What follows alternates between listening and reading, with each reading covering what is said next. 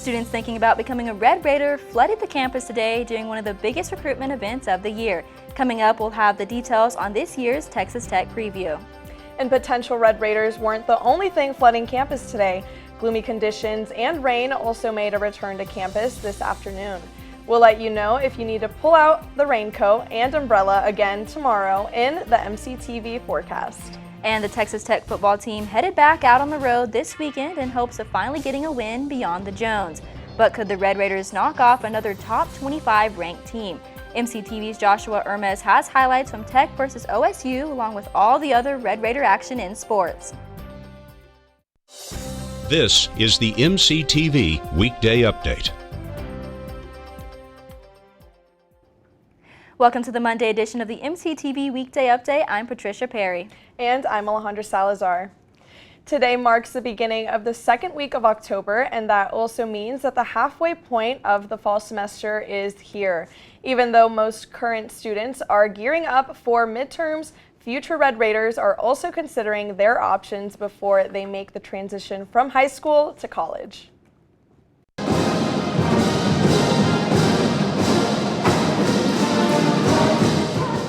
Texas Tech preview kicked off this morning at 8 a.m. at the United Supermarkets Arena. Prospective students, along with their family and friends, filled the stands on the west side of the USA. The opening event featured a game day-like atmosphere as a going band from Raiderland, members of the Spirit Squad, and Saddle Tramps led attendees in the singing of the Matador and fight song. Special guests also appeared, including head football coach Joey McGuire. At the conclusion of the Spirit Rally, attendees flooded the concourse area, visiting with representatives from colleges and departments here on campus, along with recruiters from the Health Sciences Center and even Tech's new vet school. After potential students finished up at the USA, they could then head on to tour campus, visit the rec center, and even enjoy lunch at one of the many dining options around campus. The annual Texas Tech preview is hosted by the Office of Undergraduate Admissions each fall, and it's one of the biggest recruitment events of the year. All last week, Student Disability Services worked to bring attention to the difficulties some students face during Accessibility Week. Events started last Monday and wrapped up during a popular monthly downtown tradition. On Friday night, SDS hosted the Creative Abilities Gallery and the Christine DeWitt Ice House Gallery. The event took place from 6 to 9 p.m. during the October 1st Friday Art Trail. The gallery featured artwork made by SDS students, and some of those students were also on hand to talk about their creations. Attendees also had a chance to take home their favorite piece of art and help support students who benefit from SDS's services. Patrons come through, look at the art, and they purchase it. And all the purchases go back to one of our scholarships, that Alex C. Watkins Scholarship, and that scholarship goes and gives scholarships to students out of our office. The Creative Abilities Gallery was the final event on the schedule for Accessibility Week 2022. Along with Friday's exhibition, the week also included a deaf bingo game on Wednesday and an accessibility scavenger hunt on Thursday. If you would like to learn more about Tech Student Disability Services and how they help out the Tech community, visit the website listed on your screen. You may not know it, but Texas Tech has a full-power radio station operated by students for students. And last week, members of the station's student staff used an annual worldwide event to help more Red Raiders find out about a unique opportunity. KTXT FM celebrated World College Radio Day last Friday with a 24-hour live marathon. The broadcast kicked off at 8 a.m. with the station's weekly morning show and ended at 8 a.m. on Saturday morning. Members of the student staff, along with volunteer DJs and some special guests, spent time in the studio and even went live on location around Lubbock. The festivities also included 2 in-studio performances by local bands Strawberry Season and the Bleach Kings. Diane Gruber, KTXT's music director, says the annual marathon is a lot of work, but it's also a unique opportunity here at Texas Tech. My favorite part of College Radio Day is the absolute madness that ensues between those 24 hours. Just being here at 2 in the morning feels very wrong, but it's kind of fun. And I just like how thrown together it always is. It sounds very DIY and it really represents who we are. as a station. So it's just great. I mean, I just get to be here for 24 hours, which I love. So yeah. World College Radio Day is celebrated each year around the globe. The event typically takes place on a Friday, starting off in Europe. This year's event included a call for peace around the world in response to the ongoing conflict between Russia and the Ukraine. If you would like to learn more about KTXT and have the chance to volunteer with the station, visit ktxtfm.org for more information. It was a very rainy weekend here in the Lubbock area, and the wet conditions have continued into today. That's right, Patricia. And even though the rain hasn't been a rare sight this semester, one other weather phenomenon may have caught some students off guard on their way to morning classes. Shortly after sunrise this morning, fog set in across campus. The high humidity and rise in temperatures made for lower visibility than usual. The fog was an eerie start to the second week of October, especially with the spooky season just around the corner. Clear conditions returned about an hour after the fog started, but it was just the beginning of a day of wet weather here on campus. Foggy conditions could make another return this week, but in the meantime, how long will students need a raincoat to get to class? Let's take a look at the MCTV forecast. Gloomy skies, wet sidewalks, and rain showers have been visible on the MCTV tower cam throughout the day. The additional rain on top of what we received this weekend is leading to local flooding and muddy conditions. The rain is also keeping temperatures cooler than we've seen in weeks, with highs staying below 60 degrees most of today. Rain chances will continue into this afternoon and evening, but the rain should be a lot less likely after sunset. Tonight's lows will be mild, with temperatures staying around the upper 50s. Cloud cover will still be thick, but we may have some clearing overnight. Tomorrow, the wet conditions should finally move out of the area, and we'll also see a rebound in temperatures. The clouds should stick around to start the day, but by the afternoon, the sun will return and highs could reach near 80 degrees. By midweek, the clouds are expected to be completely gone, and that means we'll see another day of temperatures in the upper 70s. But on Wednesday night, we could see some of the coolest lows of the season, with temperatures expected to drop to near 50 degrees. Thursday should be very similar, with another round of 70s and sunshine. Looking ahead, even warmer temperatures are expected to return to the area this weekend, but a cold front on Saturday evening could lead to a repeat of today's conditions early next week. And even though the rain was a factor all weekend, several local groups still held some outdoor events before things got just a little too wet. On Saturday morning, the West Texas Running Club held the 41st annual Red Raider Road Race here on the Tech campus.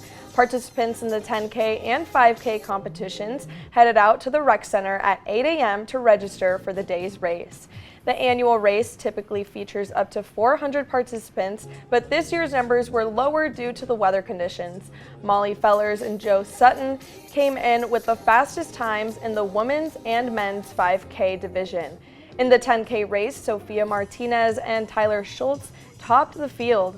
Martinez had the biggest margin of victory, beating the second-place finisher by more than 7 minutes. The Red Raider Road Race has been hosted on campus for more than 40 years. It was originally organized by Jim Douglas, who serves as the Associate Director at the TTU Alumni Association. Now, there weren't any Red Raiders competing in NCAA races this past weekend, but there was plenty of other action to keep Tech athletics busy. MCTV's Joshua Ermis joins us now in studio with a rundown of all of the action from this weekend and beyond in sports. Joshua. Thanks, Alejandra and Patricia. We're going to kick this off at the John Walker Soccer Complex, where on Thursday, Texas Tech Soccer hosted the Iowa State Cyclones. The two teams battled back and forth to start the first period before Tech forward Ashley Williams scored the first goal of the match 26 minutes into the first period.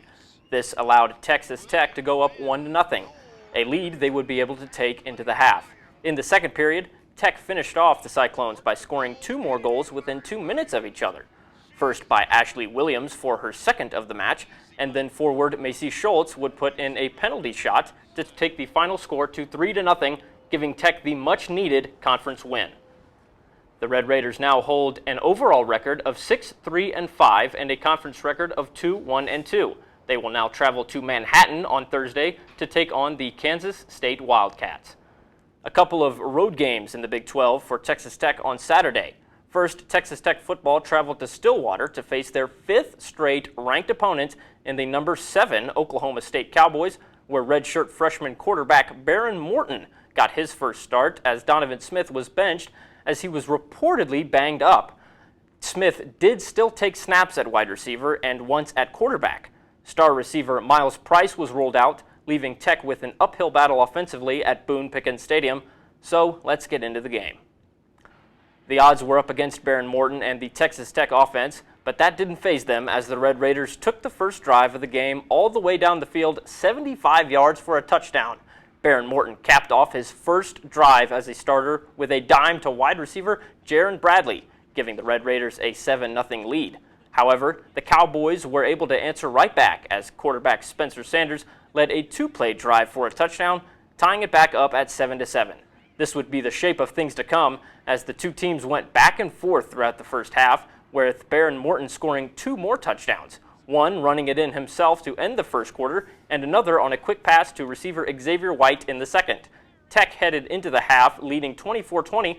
Coming out of halftime, Oklahoma State's electric offense became too much as the Cowboys managed to outscore the Red Raiders 21-7 to win the game with a final score of 41-31. Now, just before halftime, Baron Morton did appear to hurt his ankle while avoiding a sack. He played the whole second half, but he was supporting an obvious limp.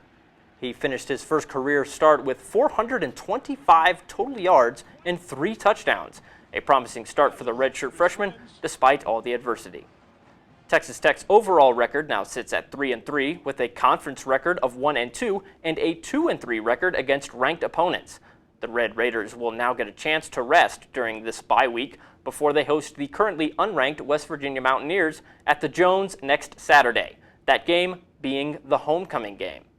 Finally, on Saturday afternoon, Texas Tech volleyball looked to bounce back after getting swept by the top-ranked Texas as they traveled to Fort Worth to face the TCU Horned Frogs, and it was a barn burner. TCU was able to squeak out the first set 26-24. After going down 21-14 at one point, Texas Tech managed to bring the set back to 24-all after a 10-3 run, but it was all for naught as TCU scored the next 2 points to take the first set 26-24. It was another nail-biter in the second set as the two teams battled back and forth again. The Red Raiders were able to reach match point after a bit of a run that included a pair of back-to-back blocks from Carrington Jones. Unfortunately, the Horned Frogs came back to win the second set with another 26-24 score. Lucky for Tech, the third set was a different story as the Red Raiders went on runs of both 7-4 and 5-0. While the set was tied at 15-all, Tech held on to win the third set as Kennesaw sealed the deal at 25-22. The fourth set was another back-and-forth affair that saw the two teams tied at 13-all and 22-all. But TCU was able to take it home after a final score of 29-27, giving them the overall win of 3-1. In the loss, the Red Raiders saw a few big milestones as Carrington Jones reached 300 total blocks and Brooke Canis surpassed 1,000 career kills and moved to 10th all-time with 1,007. Texas Tech now stands at 13-4 overall and 2-2 in conference play. They host Oklahoma at the United Supermarkets Arena this Wednesday. That's all I got for sports. Back to you, Alejandra and Patricia. Thanks, Joshua. Today's gloomy weather is a clear sign that the fall season is finally setting in here on the South Plains, but that also means that some local activities and events are helping the residents get into the harvest spirit. And one of those events has become a staple here in the Lubbock area, providing a must-have decoration for locals for the last 20 years. Last month, First Cumberland Presbyterian Church officially opened their pumpkin patch to the public. The church, located just south of the intersection of Indiana Avenue and Loop 289, has been selling pumpkins for 20 straight years. The venue also offers a unique option for pictures as well as a family-friendly activity for all ages. The pumpkin patch has become one of the largest in Lubbock, offering a selection that has grown exponentially over the years. It was a project of the deacons of the church, and that was 20 years ago. We started out with 1,000 pumpkins. Now we have something in excess of 30,000 pumpkins. The First Cumberland Pumpkin Patch is open every day, weather permitting, until Halloween. Hours vary from 3 to 7 p.m. Monday through Friday to 10 a.m. to 7 p.m. on Saturday and 12:30 to 7 p.m. on Sundays. Although there is a cost for the pumpkins, a visit to the patch is free and open to the public. So Patricia, have you had a chance to check out any fall activities so far? You need to tell me. Actually, I have not yet, but that pumpkin patch at First Cumberland Presbyterian Church is a staple for my family being a Lubbock local. So I'll definitely be going there this weekend and getting me a pumpkin to carve for my jack-o'-lantern on my porch this season. You know what? I might need a pumpkin too, so you can catch me there. Well, that's all for today's edition of the MCTV Weekday Update. Thanks so much for joining us, and be sure to check t2hub.net every day for more news. We'll see you on Thursday.